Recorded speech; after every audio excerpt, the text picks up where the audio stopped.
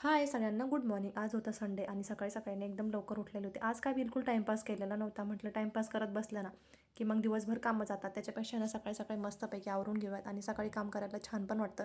कारण की जास्त गरमी वगैरे काही होत नाही आणि दुपारून ना जास्त गरमी होती. किचनमध्ये पण जास्त काम करायचं काही मन होत नाही.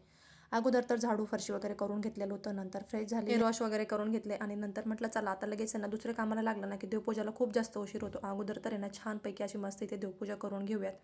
देवपूजा करून घेतली आणि नाश्त्याचे भांडे होते ना पडलेले ते अगोदर घासून घेतले. रात्री घासून ठेवलेले भांडे होते तसेच पाठीमध्ये जाळीमध्ये, ते जागेवरती लावून घेतलेले होते.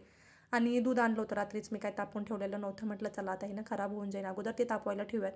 आज नाश्ता करून घेतलेला होता अगोदर आणि चहा ना नंतर घेऊयात म्हटलं होतं. आज नकोच म्हटलं होतं चहा, पण मला ना वाटलं की नंतर माझं डोकं दुखेल, त्याच्यामुळे घेतला मी चहा. मस्तपैकी इथे निवांत बसून चहा घेतलेला होता. इथे जानूच्या सगळ्या डॉल आहेत ना झोपलेल्याच होत्या, अजून त्या काही उठलेल्या नव्हत्या.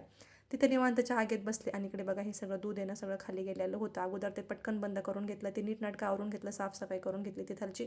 आणि लागायचं होतं दुपारच्या स्वयंपाकाला. म्हटलं चला आता इथे ना आज डाळबट्टीच बनवूयात, कारण की खूप दिवस झाले ते डाळबट्टी बनवलेली नव्हती. अगोदर तर डाळ वगैरे लावून दिली होती कुकरला आणि म्हटलं चला आता इथे ना पीठ वगैरे भिजवून घेऊयात बट्टीचं. तर मस्त इथे ना छान असं पीठ भिजवून घेतलेलं होतं. त्याच्यामध्ये तेलाचं ओवन वगैरे टाकून घेतलेलं होतं आणि मस्त उंडा मळून घेतलेला होता. जास्त काय पातळ उंडा मळायचं नाही, आपलं थोडंसं निब्बरच, आपण पुऱ्याला जसा मळतो ना तसं उंडा मळून घ्यायचा. आणि इडली पात्रामध्ये ना छान वाफळून घेतलेले होते. तोपर्यंत इकडे सांबार पण बनवून घेतलेलं होतं. चला तर व्हिडिओ इथेच एंड करते.